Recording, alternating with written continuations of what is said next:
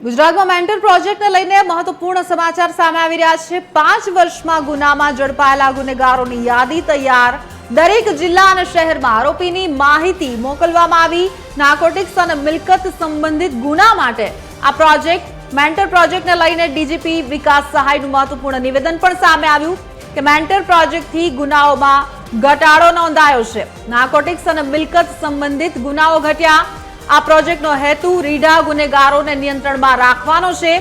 એક આરોપી સામે એક પોલીસ મેન્ટરની નિમણૂક કરવામાં આવી છે। આરોપી ફરી ગુનો ન આચરે તે માટે પણ ખાસ દેખરેખ આ પ્રોજેક્ટ હેઠળ રાખવામાં આવે છે।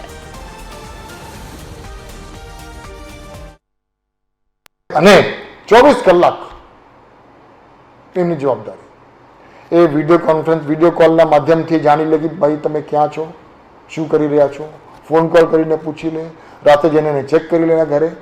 એટલે ટૂંકમાં આ એક પોલીસ એક આરોપી આ મેન્ટર પ્રોજેક્ટનું હાર્દ છે અને આ પોલીસવાળી જવાબદારી કે એમના જે આરોપી છે એ કોઈ પણ ગુનો નહીં કરે। એટલે એ પ્રકારનું મેન્ટર પ્રોજેક્ટ છેલ્લા કેટલાક સમયથી ગુજરાત રાજ્યમાં મૂકવામાં આવી છે અને એના કારણે ગુજરાત રાજ્યમાં છેલ્લા 1-1.5 વર્ષમાં મિલકત સંબંધી ગુનાઓ જે બન્યા હતા એમાં મોટો ઘટાડો પણ થયો છે અને મિલકત સંબંધી ગુનાઓનું ડિટેક્શનનું પ્રમાણ વધી